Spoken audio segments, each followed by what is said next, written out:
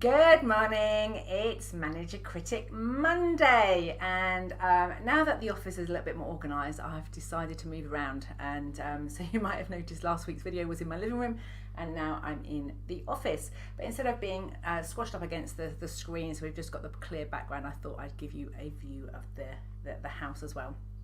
And it kind of brings me on to the subject of how do you find your mojo. So there's been 3 clients in the last 10 days that when I've asked them what they'd like to have happen, they have said, I want to find my mojo. So I want to talk about how coaching can help you find your mojo. I also want to show you some questions that you might be able to ask yourself so that you can rediscover your mojo, but also talk about some of the common patterns that I have seen over the last 30 years where I've been motivating other people to take action. I want to sort of talk to you about the reason why it happens, and some practical things you can do. And I don't tell you this because I think I know you better than you know yourself, but it's as an invitation for you to pay attention to your own process and your own patterns so that you can identify what works for you and be more resourced when you want to change a behaviour. So the first thing that happens with any of the processes I go through with people is I've just realised I've left my door open. So whoever's just joined me, I'm just going to pop off and click the door shut because it's tapping. You probably can't hear it, but I'm concerned that you might be able to. So I'm just going to click that shut.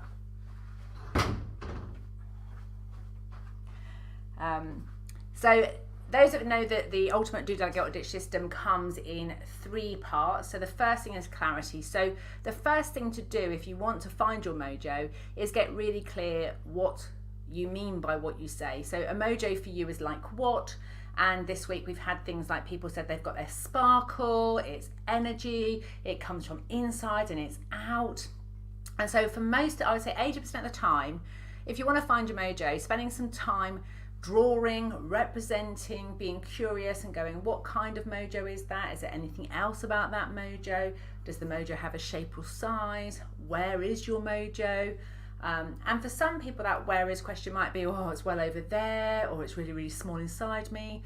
And so it might not be the mojo that you've been looking for. It's a bit of a deflated version of it. But keep your attention on if it was just the way you'd like it to be.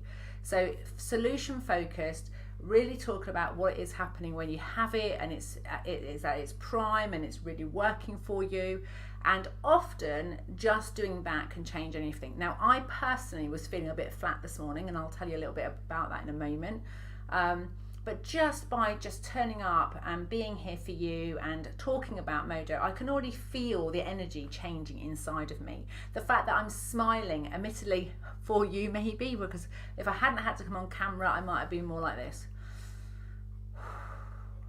So for me, mojo is often about taking action. One of my clients this week said, I realise now that it's a conscious decision to do something and move forward.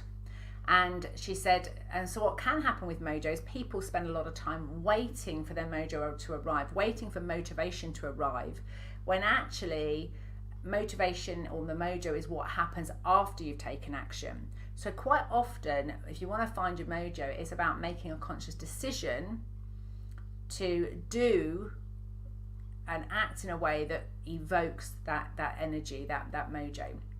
Now here's the thing.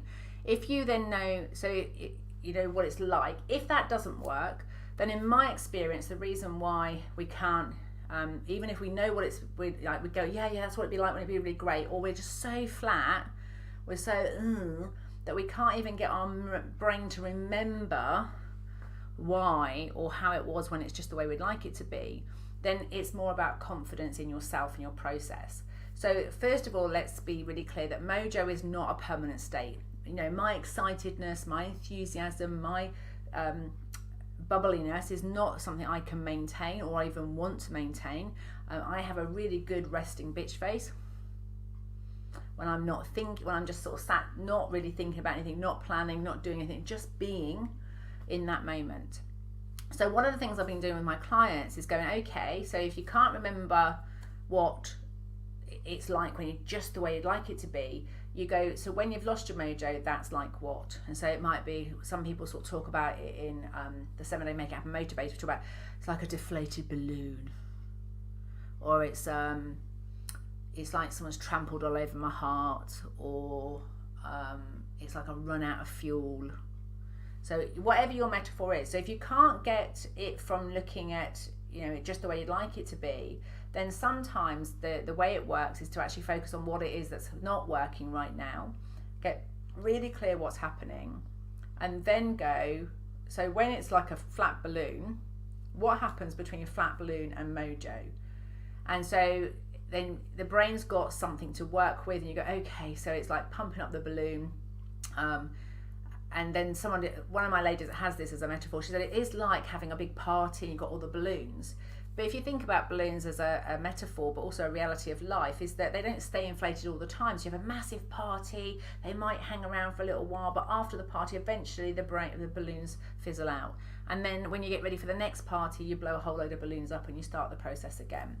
So one of the ways you can find your mojo is to actually think about what happens in between no mojo, losing it, and having it. Think about your individual things. And for many of my clients, I'd say in a further 10%, so 90% of people, focusing on if it was just the way you'd like it to be often can bring you into that emotional state right now, and that's enough. For other people, they have to go through the process of going, so what happens between not having it and having it? In today's example, it's mojo.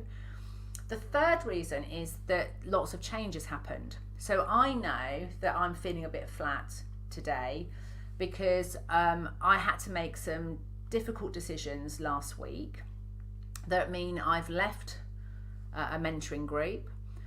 It means I turned down going to a family event that I really wanted to go to, and I was torn between priorities and responsibilities, and I couldn't keep everybody happy, and I had to make a decision that I knew not only would disappoint other people, but it would also disappoint me. Add into that I had 3 clients working on who were feeling flat and were they wanted to find their mojo, and 2 other clients who've had bereavements this week. My emotional state was there's a lot of change going on, and so what I also realised for some people, the reason why they lose their mojo is because they simply haven't given themselves time to process the emotions. And so letting go of those groups, it activates my fear of missing out, regret, not going to the party, not going and celebrating. I feel like I've disappointed people. And when all of that's going on, if you think about your brain, if those who've seen the video for the triune brain, you've got 3 parts of your brain. The first one is the fight, flight or freeze. It's like, is this going to impact you being able to have food, water, shelter, keep you warm, keep you cool? If there's anything that's going to sort of attack or prevent your basic human needs for survival, then often if there's some change that's gone on, what happens is the brain takes the blood and oxygen from the neocortex part of the brain, sends it out to your hands and feet so that you can flight, fight or freeze. That takes huge amount of energy. It's just like an adrenaline push, and then after that you can feel a bit flat. The second part is the mammalian brain, which is basically, as animals, we're part of a group mentality. So if there's been change going on that leaves you feeling like you might not be safe in the group, or you might be excluded, or you haven't got that pack mentality, you haven't got that group of support, then when change happens and it activates this exclusion thing, then that can really put your system into fight, flight or freeze. So again, the blood and oxygen is dragged from the thinking part of the brain, the clarity brain, and you are in flight, fight or freeze. So last week, one of the clients I was working with was there's somebody who's opted not to have the vaccine and was starting to feel really alienated and excluded, and there's genuine reasons why they've chosen not to do that, and they were really feeling isolated and alone, which would make you go like that. For other people, it was that they've been working really hard and they're very positive and they're very optimistic, and they go, right, okay, pick ourselves up, we'll fight, we'll do another go, and you go, like, you imagine it all going really well and you visualize all the success, and then you get there and it still doesn't work. Well, if you're wanting to grow a business and you keep doing that and you haven't got any evidence that it is actually working, then your survival brain will kick in. All of that is taking up more energy, more calories to process. Now, so for me personally, I've been listening to people who are defining the mojo, so I'm just curious about what happens in between mine coming and going. So that's where my attention was. I've got 2 people who've gone through bereavement, and it reminded me of the loss of my own mum. And then I had 2 things that I actually excluded myself from, and my system, my system was feeling a little bit like, oh my God, you know, will these people never talk to me again? Have I cut off my right leg? You know, there was a horrible kind of, slightly dramatized, but there was a feeling of loss, that I'd lost my group, that I'd lost my pack. So once I caught those thoughts, I could say to myself, actually, the truth is, if I have lost my pack, they weren't my pack. Because my pack would honour the fact that right now, for me to make the decisions and for me to be my best, I just need to step out. And this is often what happens in groups. People who need to be quiet get questioned and get told they're sulking. People who talk when they're a bit nervous go, oh, you're talking too much. People just don't honour and respect that this is how this person is dealing with change. So I want to leave you with those thoughts today. I want you to think about, first of all, in the comments, please let me know your mojo today is like what. If we were to say mojo at its best is a 10, where are you right now? And if you know at its worst it's like 0, where are you on the mojo scale today? And have a think about wherever you are, whatever number it is. If you come up with 10, it's like what's happening in your world that's making it a 10? Share with us, because often that is what can help other people reconnect with their mojo. If it's a bit low, think about what happens between that number and a 10. What happens in between? And start to know your own process. But remember, first and foremost, we're human, and we will experience loss. We will experience grief. When we change things, we create space for new stuff to come in. But in that moment before the new stuff comes in, there's an emptiness. And you can either experience that as something that's peaceful and exciting and it's creating space for something to arrive, or you can experience that as fear of loss, fear of missing out, oh my gosh, what am I going to do? And all of that comes down to the way you talk to yourself and about yourself and your situation. And that bit is what's in control, your control. So if you're finding change difficult, be really, really conscious how you talk to yourself and about yourself. Manage your critic. And when I say manage it, listen to it. So I had a little word with mine on Sunday. I was feeling quite sad, and I realised it was this sort of feeling that I'd lost my tribe.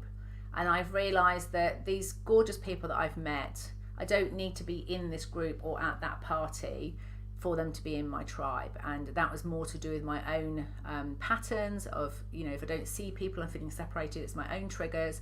And once I was able to sit with that, I could understand why I was feeling the way I was. And this morning, I started my day with a painting, that life is for living. So that leads me to say, have an amazing week. I hope you have the best week ever, that you find your mojo. But of course, if you are struggling, you know that I'm here to support and resource you. So please put your comments below. I'll be more than happy to ask questions via here. Or if you'd rather talk in private, you know that you can book your power hour with me anytime you want. Have a fantastic week. I will see you again on Friday. Speak to you soon. Bye.